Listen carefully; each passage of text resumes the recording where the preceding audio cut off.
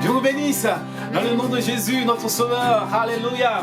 On va prendre ce chant qui dit quelle joie. Quelle joie, quelle joie, quelle joie, Seigneur. Qu'être là ensemble aujourd'hui pour t'apporter la reconnaissance de nos cœurs. Et je te dis merci. Joie de t'avoir pour père.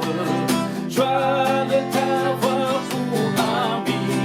Joie de tous tes frères. Unis par ton esprit. Quelle joie, Seigneur, d'être là ensemble aujourd'hui, d'apporter la reconnaissance de nos cœurs et te dire merci. Amen. Éclate de joie pour mon âme, déborde de joie pour mon cœur. La présence du Seigneur, c'est la source du bonheur. Éclate de joie pour mon cœur. Éclate de joie pour mon âme. Déborde de joie pour mon cœur. La présence du Seigneur, c'est la source du bonheur. Éclate de joie pour mon cœur. La voix. Éclate de joie pour mon âme. Déborde de joie pour mon cœur. La présence du Seigneur, c'est la source du bonheur. Éclate de joie pour mon cœur. Amen. Praise the Lord. Jesus' name. Hallelujah. Nous voulons te bénir. Éclate de joie, ô mon âme, déborde de joie, ô mon cœur. La présence du Seigneur, c'est la vraie source du bonheur. Oui, éclate de joie, ô mon âme. Nous voulons te bénir, nous voulons te louer, Seigneur, ce matin. Tous ceux qui nous regardent ce matin, Seigneur, où ils sont dans leur maison, dans leur appartement, Seigneur, tu les touches maintenant dans le nom puissant de Jésus-Christ ce matin, toi le véritable, le tout-puissant, le glorieux. Seigneur, oui, quelle joie de t'appartenir, de marcher avec toi, Seigneur, de victoire en victoire, de gloire en gloire avec toi, Seigneur, ce matin. Nous voulons te bénir. Merci pour ta grâce, merci pour ton amour, merci pour ta miséricorde, merci pour ta compassion à notre égard. Nous te bénissons au nom puissant de Jésus-Christ. Je veux prier pour eux, Madame Kokoum. Oui, Seigneur, ce Praise the matin, Lord. nous Hallelujah. te louer parce que tu es Jesus' notre name. retraite. Holy Tu es Spirit. la force sur laquelle nous nous appuyons. Tu es le rocher de notre salut. Oui, Seigneur, et en ton nom, nous élevons la coupe de délivrance, Seigneur du Amen. Tout-Puissant. Tu es notre abri et notre refuge. Oh, Et yes. Seigneur, ce matin, aujourd'hui, nous voulons vraiment te louer. Nous voulons t'adorer, Seigneur.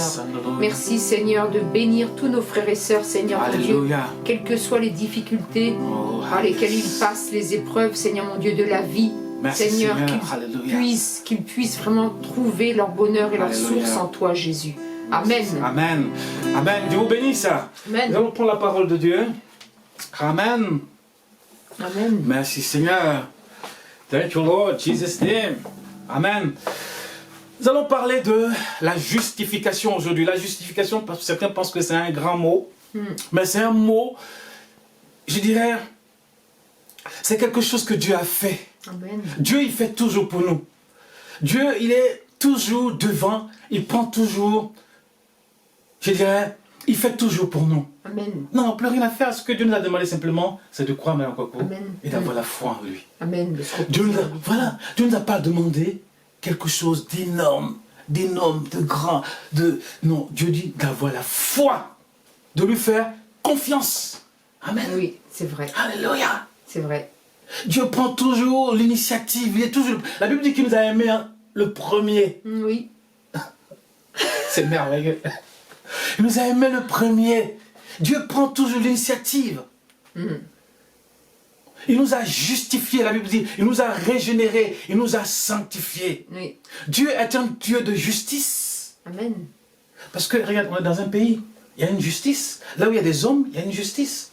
Voilà pourquoi il est question de trône blanc dans l'Apocalypse. Amen. Oui, Voilà pourquoi il aura des récompenses. La Bible dit qu'il nous a graciés. Et graciés, la grâce c'est quoi? c'est une faveur imméritée, mais c'est un décret divin. Amen. Dieu est un législateur. Oui. Dieu ne fait pas n'importe quoi. Dieu a des principes. Si les hommes ont des lois, Dieu aussi a ses lois. Oui. Il fonctionne comme ça. Dieu ne peut pas aller au-delà de ses principes. C'est comme ça qu'il fonctionne. Et la Bible dit qu'il nous a justifiés, il nous a régénérés, il nous a sanctifiés. Il y a une justice divine. La Bible dit aussi que nous... Nous sommes la justice de Dieu en Jésus-Christ. En Jésus-Christ.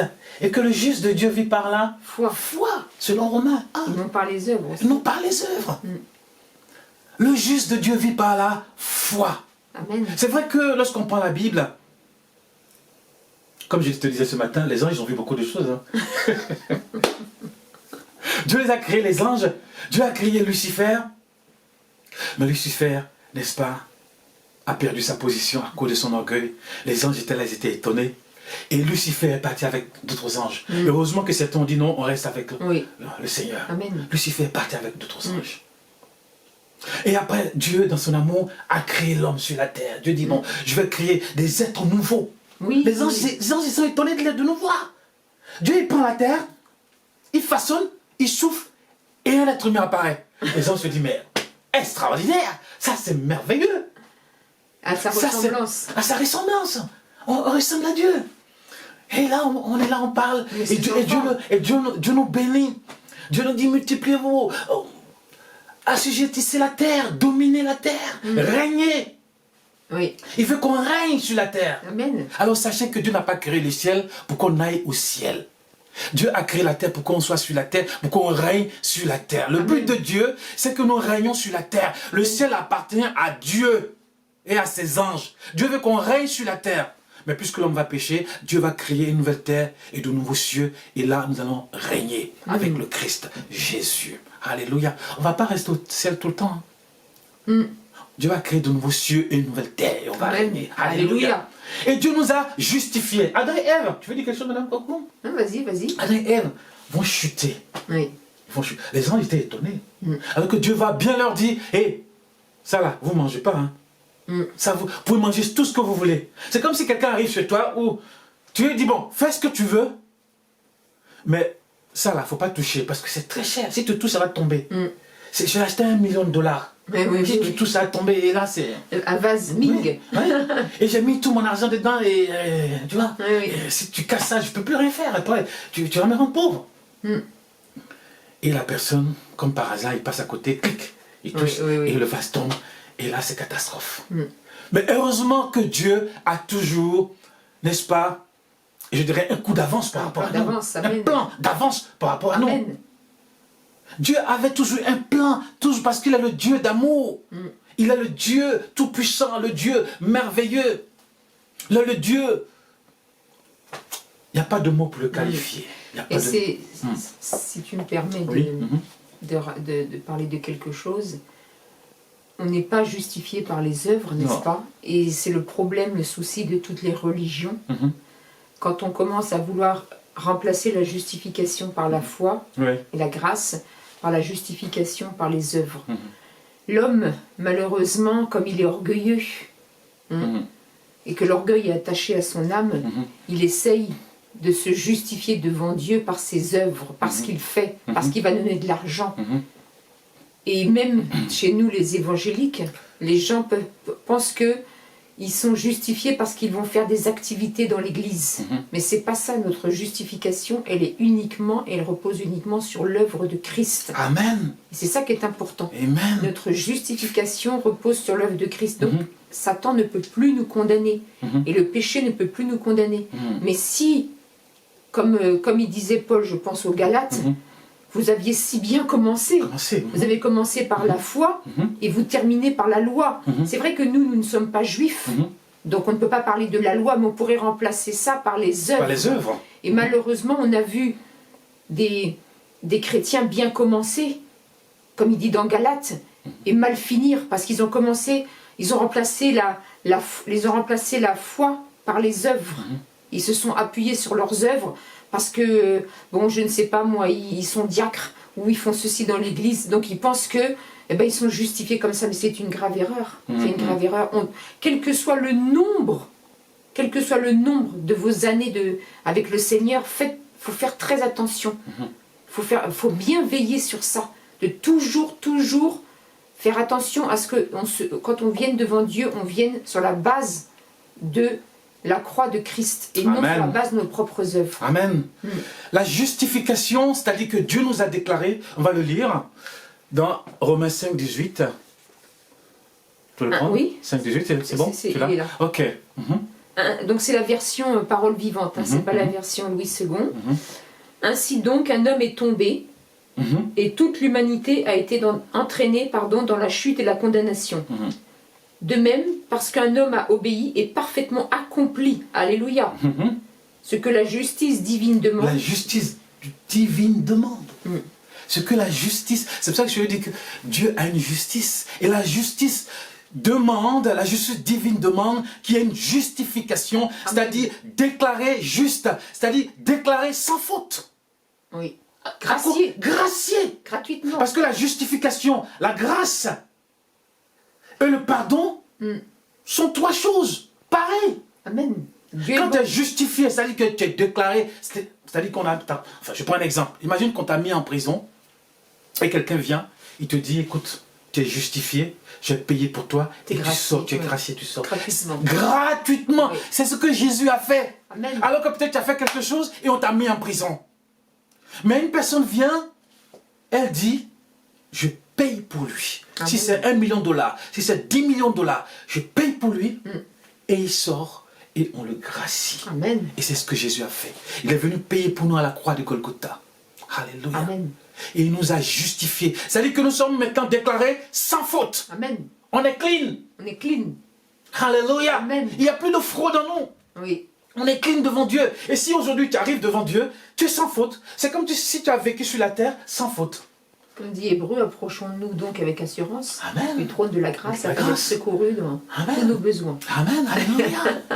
Amen. Nous avons été justifiés. Et nous pouvons nous approcher du trône de la grâce de Dieu. La grâce est une faveur imméritée.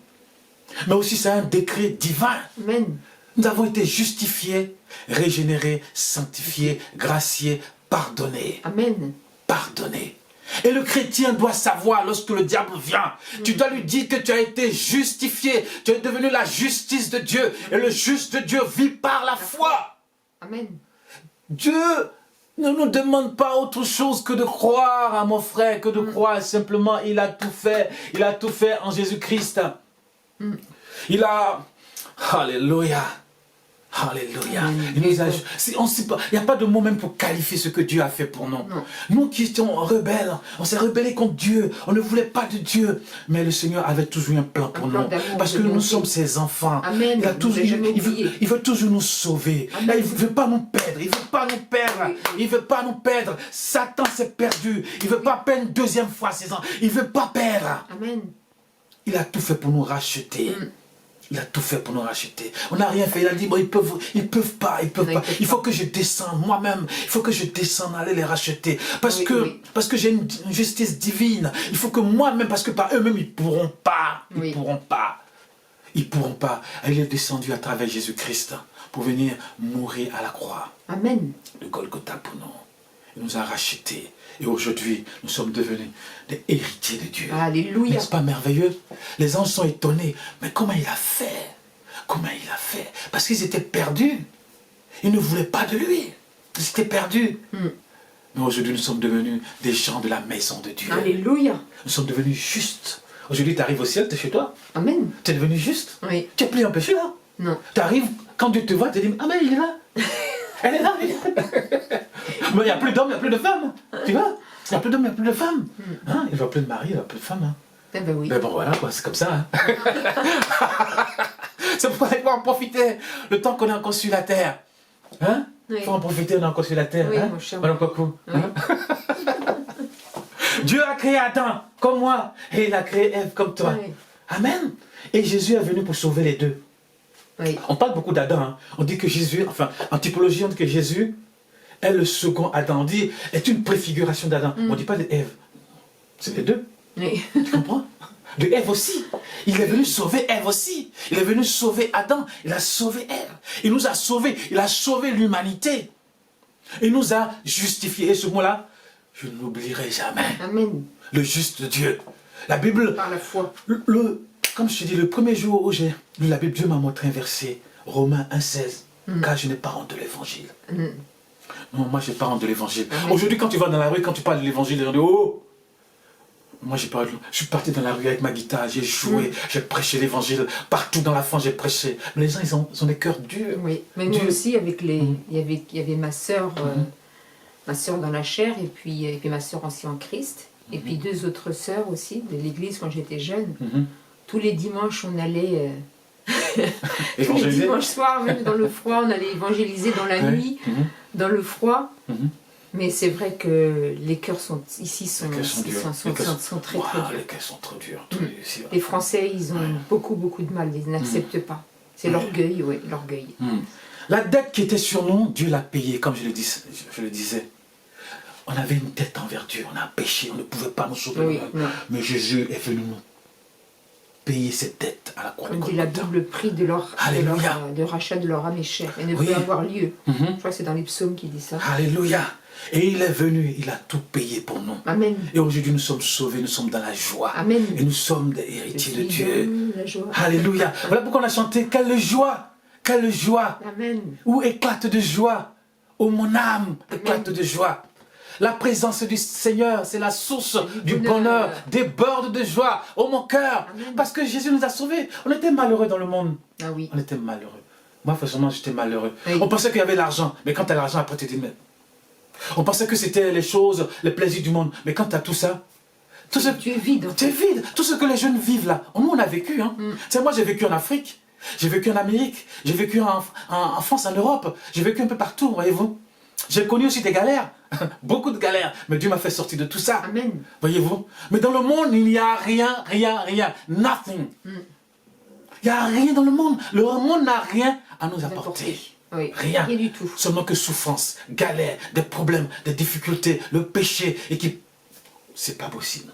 Mais lorsque je suis venu à Jésus-Christ, maintenant, eh bien, je suis heureux. Je marche avec le Seigneur. Je suis dans la joie. Quand on me dit, allons à la maison de l'Éternel. Alléluia. Amen. Et je loue mon Seigneur. Je prêche la parole du Seigneur. Et je me suis marié à une femme merveilleuse. Une femme merveilleuse. Oui, Amen. Toi aussi, tu es merveilleux. Une femme merveilleuse. Alléluia. Et je suis dans la joie. J'ai des enfants. Tout ce que j'ai aujourd'hui, je ne les avais pas. Je n'avais pas tout ça. Je n'avais pas tout ça. Mais tout ce que j'ai aujourd'hui, c'est parce que Dieu m'a béni. Dieu m'a béni. Et Dieu peut le faire pour vous. Alléluia. Amen. Dieu peut vous donner une femme merveilleuse comme Madame Kwaku. Dieu peut vous donner... C'est mon protecteur. Amen. Dieu peut vous donner une maison. Amen. Alléluia, un appartement. Dieu peut vous donner des enfants, voiture, tout. Mais le plus important, c'est que Dieu vous a justifié. Amen. Alléluia. Il vous a régénéré. Il vous a donné un esprit nouveau. Les anges étaient étonnés. Encore des gens qui apparaissent. Des êtres nouveaux. Alléluia. Oui. Des êtres nouveaux que Dieu crée encore.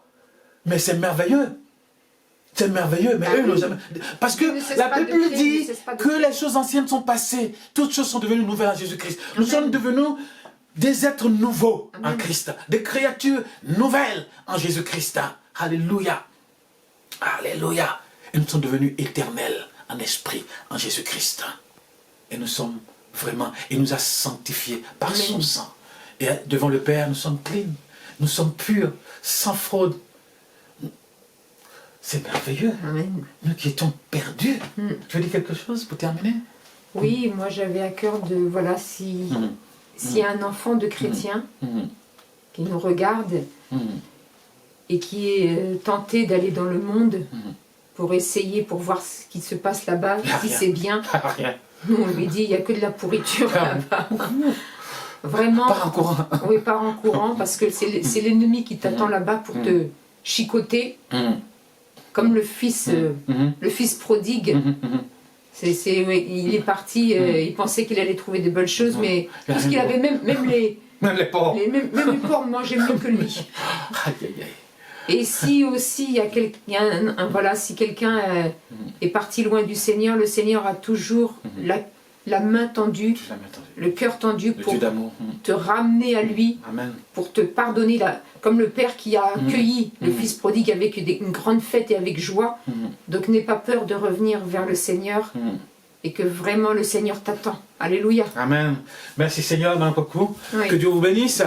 Donc vraiment, nous sommes heureux de pouvoir partager ces moments avec vous. Hein? Alléluia. Donc vraiment, que Dieu vous protège, que Dieu vous garde. Merci Seigneur. Merci Seigneur de bénir mes frères et mes sœurs. Ils ont été justifiés, déclarés justes en Jésus-Christ.